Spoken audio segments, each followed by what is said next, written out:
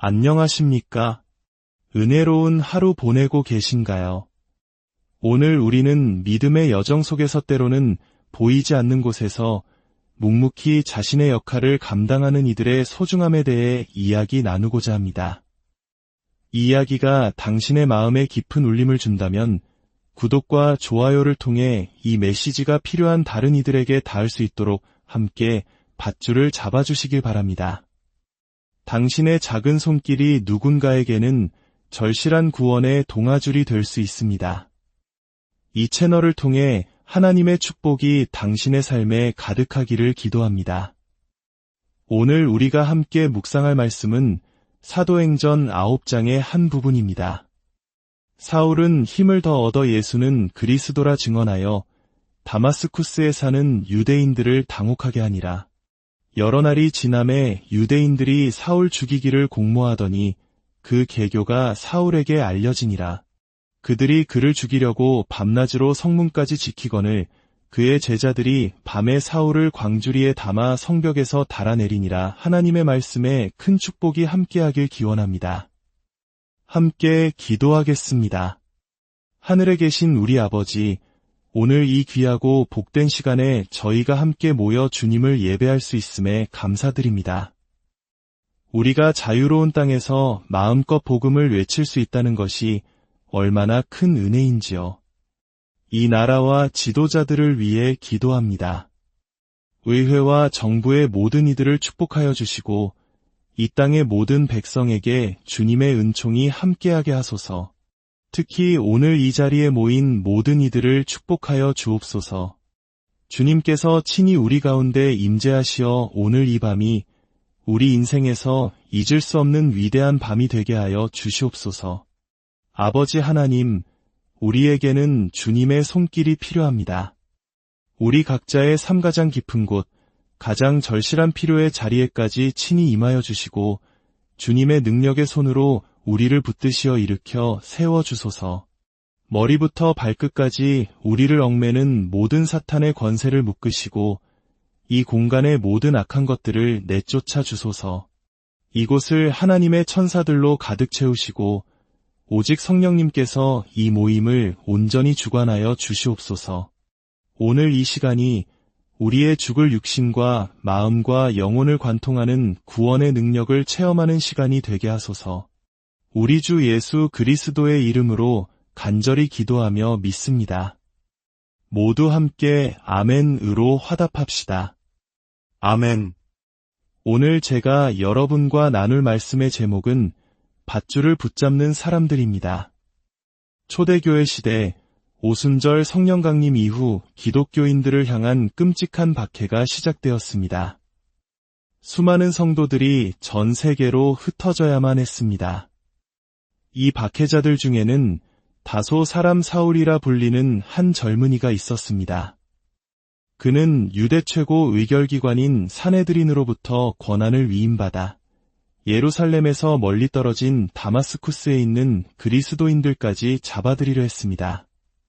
하지만 그가 다마스쿠스로 향하던 길, 광야에서 주님께서 그에게 찾아오셨습니다. 그는 말에서 떨어져 땅에 고꾸라졌고 그곳에서 부활하신 예수님의 음성을 듣게 됩니다.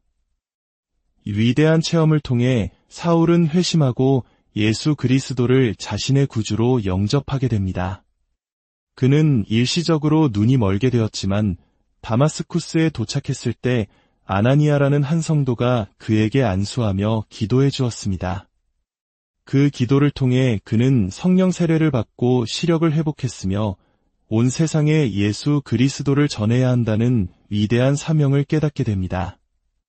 놀랍게도 그는 즉시 복음을 전하기 시작했습니다.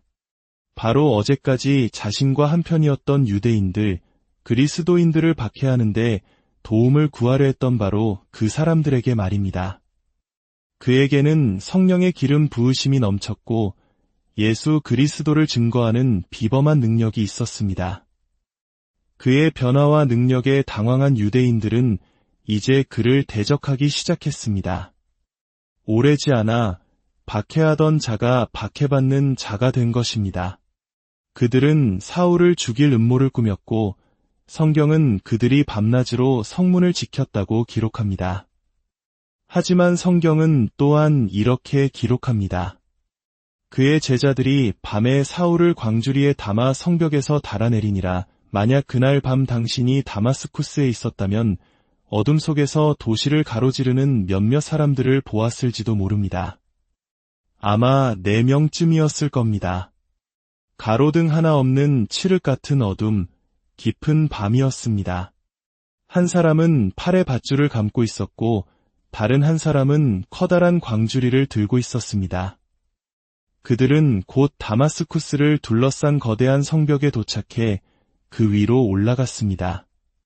한 사람이 밧줄을 광주리에 묶고 다른 이가 사울이 그 안에 타도록 도왔습니다. 그리고 성벽 너머로 광주리를 천천히 내리면서 그들은 이렇게 속삭였을 것입니다. 사울, 하나님의 축복이 함께하길.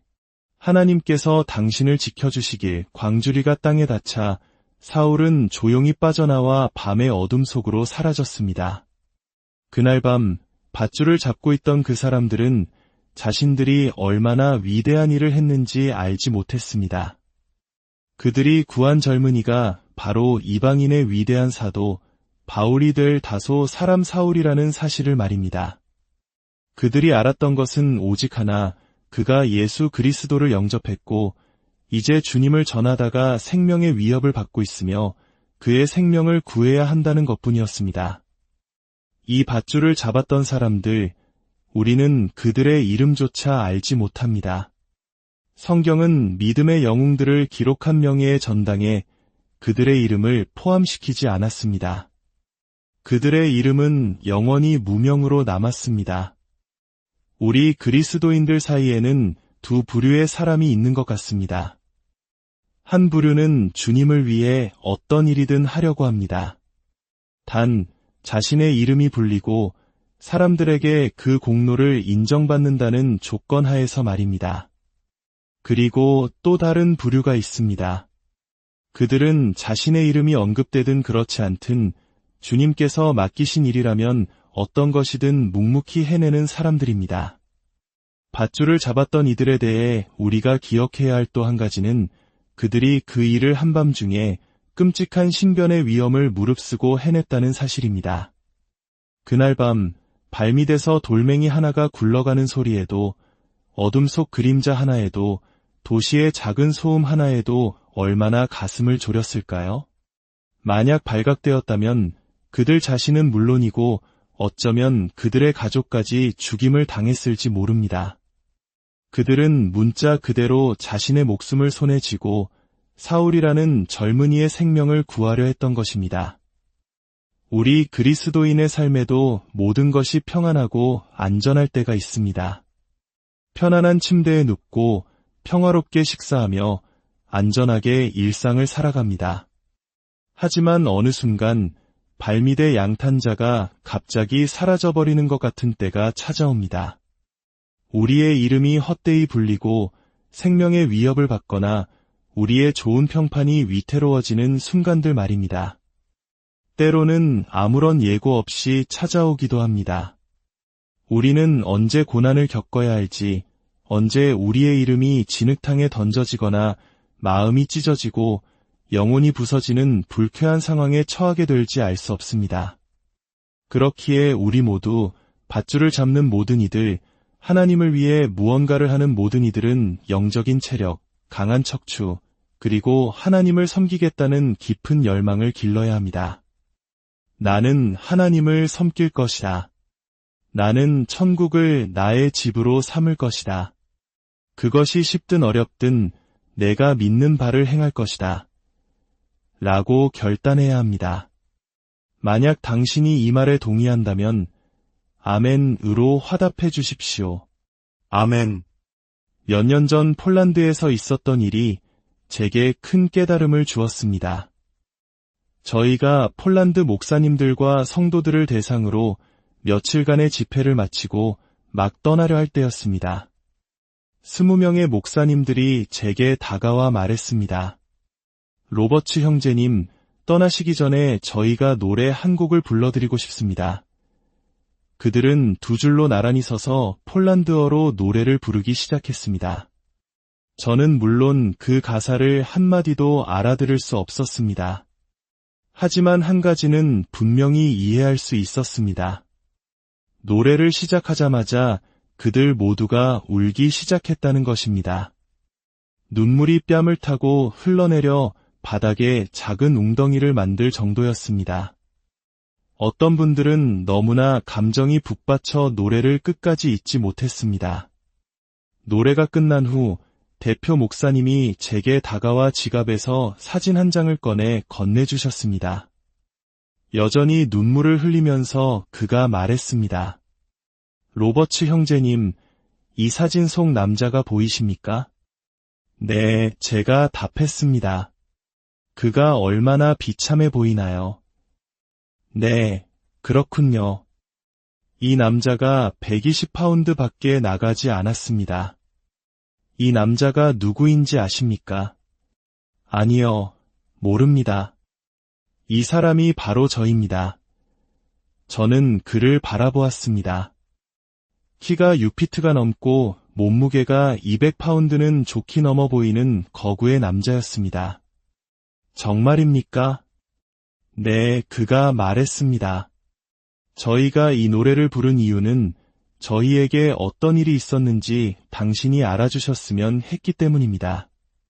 히틀러가 폴란드를 침공했을 때 이곳에서 어떤 일이 벌어졌는지 많은 분들이 상상조차 하지 못할 겁니다. 우리 20명의 목사들은 모두 같은 감옥에 갇혔습니다. 그는 우리가 3년 넘게 지하 감옥에 갇혀 햇빛 한 줌 보지 못했다고 했습니다.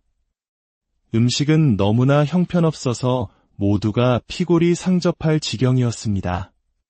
전쟁 기간 동안 그들은 세상 누구도 자신들이 어디에 있는지 모를 것이라 생각했습니다. 아내와 자녀들이 어디 있는지도 그들이 우리 소식을 아는지도 몰랐습니다. 시간이 흐르면서 세상이 우리를 잊었다는 생각에 그들은 무너지기 시작했습니다. 그저 둘러앉아 신음하고 울고 기도하려 애썼지만 아무도 자신들을 신경 쓰지 않는다는 생각에 자기 연민에 빠져들었습니다. 바로 그때 20명 중 한 사람이 일어서서 말했습니다. 우리가 왜 이리 슬퍼하고 낙담하고 있습니까? 하나님은 죽지 않으셨습니다. 하나님은 우리가 어디에 있는지 아십니다. 그리고 하나님은 선하신 분입니다. 하나님은 선하신 분이라는 그 말이 제 귀를 사로잡았습니다. 대표 목사님은 계속해서 말했습니다. 네, 당신에게 하나님은 선하신 분이라는 제목의 찬양이 있다는 것을 압니다. 하지만 저희도 같은 제목의 찬양을 가지고 있다는 것을 알려드리고 싶습니다. 저희가 방금 당신에게 불러드린 노래가 바로 그 노래입니다. 저희는 당신의 노래를 듣기 훨씬 전에 바로 그 감옥 안에서 이 노래를 만들었습니다. 그 목사님이 말했습니다. 하나님은 죽지 않으셨다. 하나님은 선하신 분이다. 우리 20명의 목사들 함께 노래를 만듭시다. 그래서 그들은 둘러앉아 각자 조금씩 가사를 보태고 한 사람이 곡조를 붙여 노래를 만들기 시작했습니다. 그리고 마침내 그 노래를 함께 부르기 시작했습니다. 그 노래는 인생의 그림자가 얼마나 깊은지, 밤이 얼마나 어두운지, 우리 그리스도인들이 종종 건너야 하는 물이 얼마나 깊은지에 대해 노래합니다. 그리고 이어서 하나님의 팔이 얼마나 길고 그분의 손이 얼마나 강하며 그분의 자비가 얼마나 선하신지를 노래합니다. 목사님은 말했습니다. 저희가 이 노래를 당신에게 불러드린 이유는 저희가 하나님이 선하신 분이라는 것을 안다는 것을 당신에게 알려드리고 싶었기 때문입니다. 얼마나 놀라운 간증입니까? 우리는 우리 중 누구에게 어떤 일이 일어날지 결코 알 수 없습니다. 오늘 이 자리를 떠나 우리의 숨을 위협하는 경험에 직면하게 될지도 모릅니다. 하지만 제 말을 들어보십시오. 하나님께서는 오늘 밤 우리 손에 밧줄을 쥐어주셨습니다. 우리는 주님을 위해, 그분의 사역을 위해, 그리고 영혼 구원을 위해 그 밧줄을 굳게 잡아야 합니다. 때때로 주님께서는 우리의 손을 펴게 하시려고 한밤중에 우리를 깨우십니다. 제 어머니는 제가 젊은 시절 집을 뛰쳐나가 방황하다가 폐결핵에 걸려 죽기 위해 집으로 돌아왔을 때 제가 떠나 있던 몇 달 동안 매일 밤낮으로 제 이름을 부르며 기도했다고 말씀하셨습니다. 매일 밤 침대에서 일어나 방바닥을 서성이며 제 이름을 부르짖었다고 하셨습니다. 제가 아무것도 신경 쓰지 않던 그 시절, 어머니는 저를 위해 밧줄을 잡고 계셨던 것입니다. 어머니는 저를 아끼셨고 하나님께서도 저를 아끼셨습니다. 어머니는 밧줄을 잡고 계셨고 우리는 누군가를 위해 밧줄을 잡고 그것을 지키는 것이 얼마나 큰 의미가 있는지 결코 다 알지 못합니다. 다마스쿠스에서 밧줄을 잡았던 그 사람들은 그 밧줄을 놓지 않았습니다. 그들은 얼마나 밧줄을 놓고 싶은 유혹을 받았을까요? 어떤 사람들은 말합니다. 목사님, 저는 너무 오랫동안 밧줄을 잡아와서 더 이상 어떻게 버텨야 할지 모르겠습니다. 당신이 밧줄을 계속 잡고 있어야 하는 두 가지 이유가 있습니다.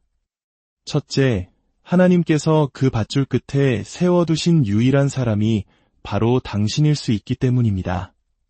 둘째, 당신의 광주리가 이제 막당에 닿으려 하고 있을지도 모르기 때문입니다. 아멘.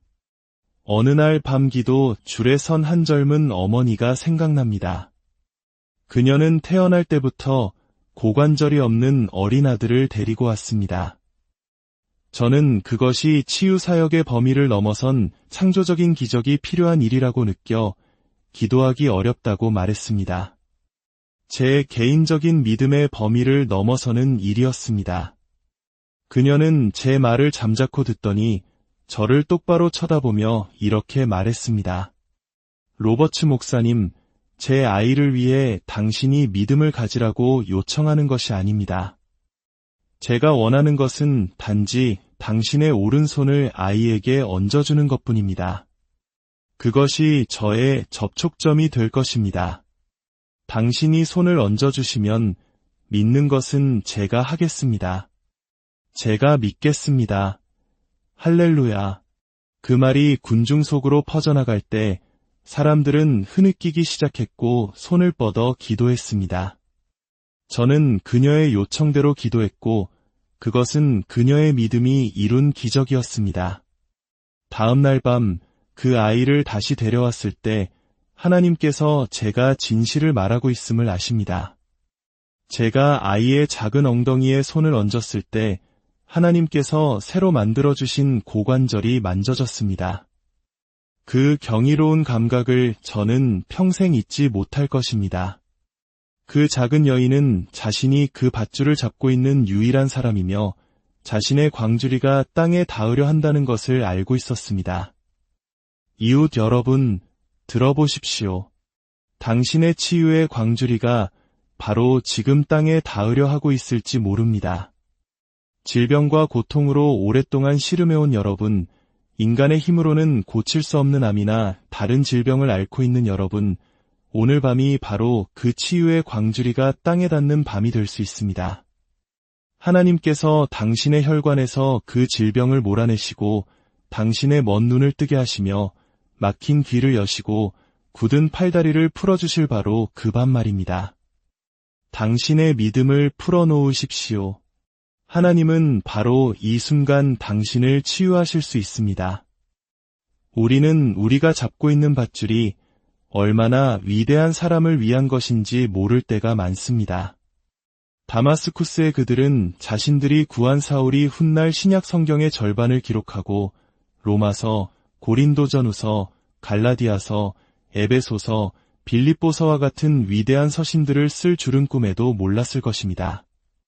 그가 다른 어떤 사람보다 더 많은 영혼을 구원하고 더 많은 교회를 세울 줄은 상상도 못했을 것입니다. 그들은 단지 밧줄 끝에 매달린 한 사람의 소중함만을 알았습니다. 테넷이 동부의 산골 마을에 설교의 부르심을 느낀 한 젊은이가 있었습니다. 그가 시골 교회에서 첫 설교를 하기로 한 날, 가족과 친구들이 교회를 가득 메웠습니다. 목사님은 자랑스럽게 그를 소개했습니다. 젊은이는 단상에 서서 성경 본문을 읽고 회중을 향해 돌아섰습니다. 그러나 그 순간 그는 두려움에 사로잡혀 준비했던 모든 말을 잊어버리고 말았습니다. 당황한 그는 어쩔 줄 몰라 그저 뒷걸음질 쳐 자리에 주저앉고 말았습니다. 사람들은 모두 집으로 돌아갔고 아무도 그 소년에게 다가와 위로의 말을 건네지 않았습니다. 오직 교회 관리인이었던 모세 할아버지만이 그에게 다가왔습니다. 그는 소년을 자신의 집으로 초대해 함께 식사하고 성경을 읽고 주님에 대해 이야기하며 기도하자고 했습니다. 소년은 거절했지만 모세 할아버지는 그를 설득했습니다. 함께 시간을 보낸 후 모세 할아버지는 소년의 머리에 손을 얹고 이렇게 기도했습니다. 주님, 오늘 이 소년을 기억하여 주시고 성령으로 기름 부으시어온 세상으로 본의 영혼을 구하게 하소서. 세월이 흘러 그 작은 교회는 성장하여 새로운 건물을 짓게 되었습니다. 헌당 예배를 위해 그들은 교단의 최고 지도자인 감독님을 초청했습니다. 설교를 마친 감독님은 자신이 겪었던 이야기를 들려주었습니다. 제가 바로 그 소년이었습니다. 그리고 그는 강단 아래를 둘러보며 말했습니다. 오늘 저는 누군가의 집에 가고 싶습니다. 모두가 손을 들었지만 그는 발코니에 앉아 백발이 성성한 모세 할아버지를 가리켰습니다. 모세 할아버지, 내려오세요. 감독님은 노인의 어깨를 감싸 안으며 말했습니다. 모세 할아버지, 오늘 우리는 당신의 집으로 갈 겁니다. 그리고 당신은 다시 제 머리에 손을 얹고 저를 축복해달라고 하나님께 기도해 주셔야 합니다. 모세 할아버지는 그날 자신이 팔을 둘러안아 집으로 데려갔던 그 소년이 얼마나 위대한 인물이 될지 알지 못했습니다. 그는 단지 밧줄 끝에 매달린 한 영혼을 붙잡아 주었을 뿐입니다. 사랑하는 여러분, 지금은 우리가 살아있기에 참으로 놀라운 시대입니다. 지금은 우리 모두가 성령의 부르심에 응답해야 할 때입니다. 오늘 밤 여러분의 삶의 방식을 바꾸고 하나님께로 나아오라는 부르심을 거절하지 마십시오. 지금은 성령의 시대입니다. 우리가 성령님을 받아들이고 그분께 순종하며 즉시 응답할 때 성령님께서는 우리 안에서 기적을 행하실 것입니다. 모두 고개 숙여 기도합시다. 아버지 하나님, 오늘 밤 우리는 밧줄을 붙잡습니다. 우리 삶의 모든 날 동안 이 밧줄을 굳게 붙잡을 수 있도록 도와주시옵소서. 이 자리에 있는 모든 남자와 여자, 모든 젊은이와 어린 아이들을 위해 기도합니다. 아버지, 제 설교를 들은 한 사람도 지옥에 가게 하지 마옵소서. 이 메시지를 들은 단 한 영혼도 주님 없이 이 건물을 떠나지 않게 하소서. 모든 영혼을 구원하여 주시옵소서. 우리 주 예수 그리스도의 이름